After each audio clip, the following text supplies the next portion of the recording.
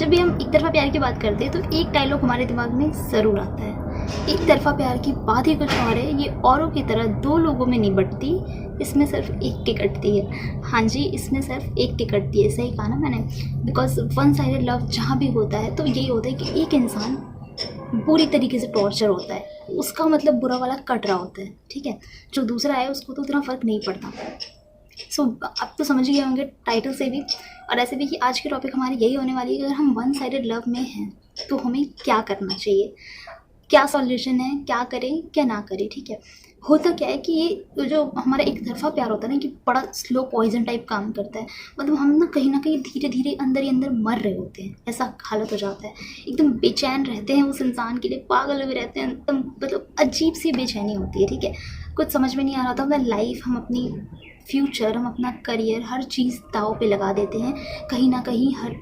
हर जगह से ध्यान हट के ध्यान सिर्फ एक ही जगह पे होता है और वो होता है वो हमारा प्यार, उसी पे हमारा ध्यान होता है। तो सो लाइफ की अगर आपकी ऐसी कंडीशन हो रखी है कि आपको कुछ समझ में नहीं आ रहा, आप अपने आप के बारे में नहीं सोच पा रहे सिर्फ एक वन साइडेड लव की वजह से, तो आपको क्या करना चाहिए, आपको इस वीडियो में पूरा बताने वाली हूँ। वीडियो इन तक ज़रूर देखिएगा, तब आपको सब कुछ बिल्कुल अच्छे से समझ में आ जाएगा।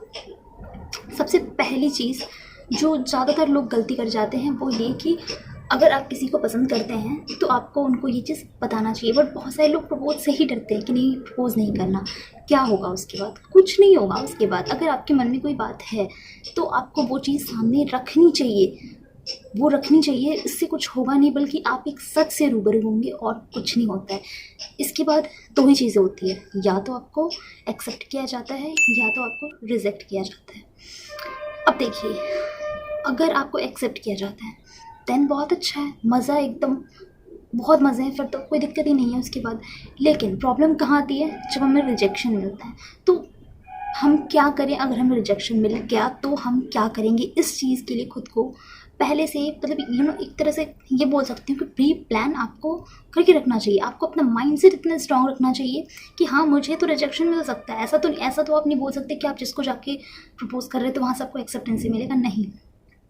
उस रिजेक्शन के लिए खुद को तैयार रखना बहुत ज़रूरी है और ये जानना बहुत ज़रूरी है, ये लाइफ में सीखना बहुत ज़रूरी है कि एक रिजेक्शन कुछ नहीं होता। लाइफ में आपको बहुत बड़े बड़े रिजेक्शंस झेलने पड़ेंगे। तो ये रिजेक्शन, जहाँ आप किसी के सामने अपनी मन की बात रख रहे हैं, प्रपोजल रख रहे हैं और एक लड़के ने या एक लड़की ने अगर आपको रिजेक्ट किया तो आप उसको इतना पर्सनल मत लीजिए कि यार मैं बुरा हूँ, मेरी लाइफ अच्छी नहीं है, मैं अच्छा नहीं हूँ। नहीं, इतना पर्सनल लेने की ज़रूरत नहीं है। एक रिजेक्शन आपको इतना फालतू नहीं बना सकता कि आप अपने बारे में इतनी गंदी सोच बना लें। मैं एग्जांपल आपको देती हूँ। आपको भी किसी ने प्रपोज किया होगा और आपने भी उसको रिजेक्ट किया होगा, तो क्या आपने उस इंसान को रिजेक्ट किया था या आपने उसकी फीलिंग्स को रिजेक्ट किया था?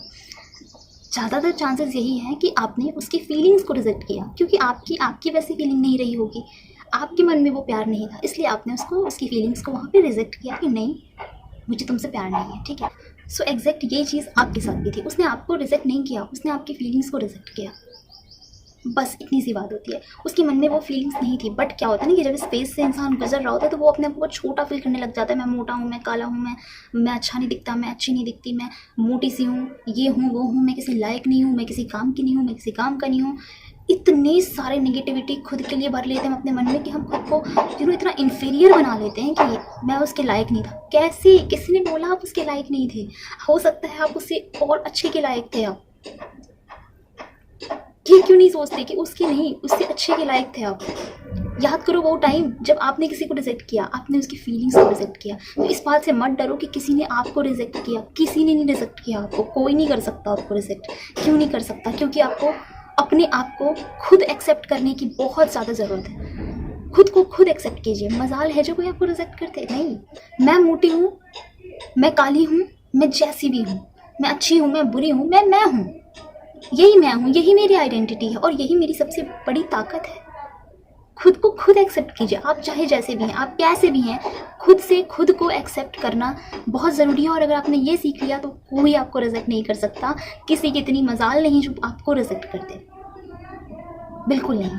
और इन सब के बाद भी कहीं ना कहीं मैं ये बात तो मानती हूँ कि आपको बुरा लगता है, ठीक है, ये नॉर्मल है कि आपको बुरा लगेगा। इन सब के बाद जब इंसान ये सब से गुजर रहा होता है तो एक अलग ही फीलिंग होती है। आप कितना भी खुद को स्ट्रॉन्ग कर ले, आपको थोड़ा सा बुरा लगेगा। तो सवाल ये होता है कि हम इससे आगे कैसे निकले, हम क्या करें।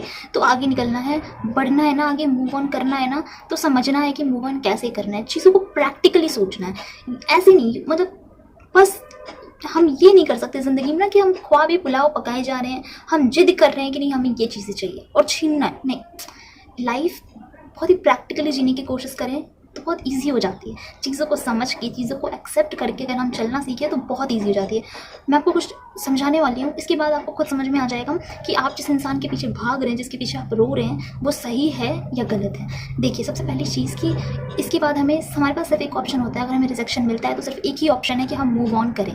मूव ऑन करना ज़रूरी है, बिना ये सोचे कि खुद के अंदर कमियाँ हैं। नहीं, खुद के अंदर कोई कमी नहीं है, आप बहुत अच्छे हैं, आप बेस्ट हैं।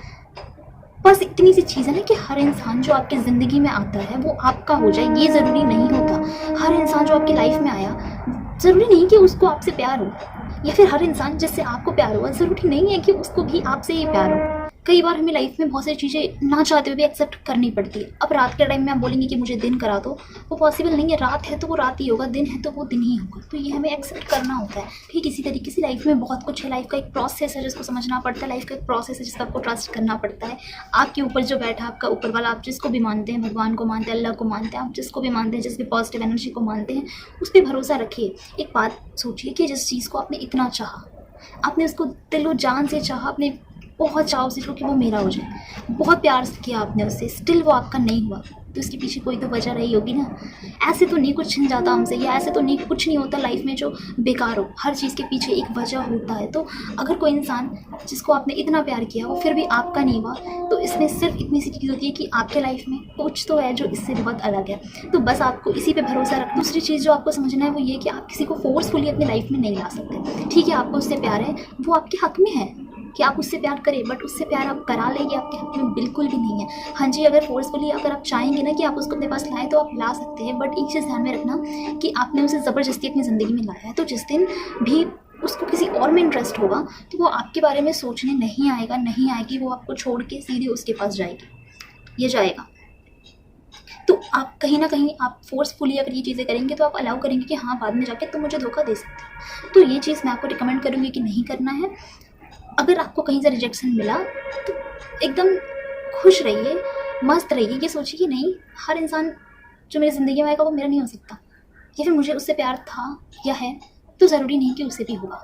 आप उससे प्यार करते हैं, प्यार का एक ही उसूल है कि आप जिससे प्यार करते हैं उसकी खुशी आपके लिए बहुत ज़रूरी होनी चाहिए। तो बस उसकी खुशी अगर आपसे दूर रहने में है तो आप उसमें ही अपनी खुशी ढूंढ लीजिए, बेटर करिए अपने आप को, वहाँ से मूव ऑन कीजिए, आगे बढ़िए, अपना लाइफ देखिए, खुद पे काम कीजिए, खुद को अच्छा कीजिए, और तभी आप खुद से प्यार कर सकते हैं। खुद से जिस दिन प्यार हो जाएगा तो फिर ये सारी चीज़ें मैटर नहीं करेंगी, और फिर आप अपने आप पे ज़्यादा ध्यान देंगे, अपने डेवलपमेंट पे ध्यान दीजिए कि आप खुद को डेवलप करें।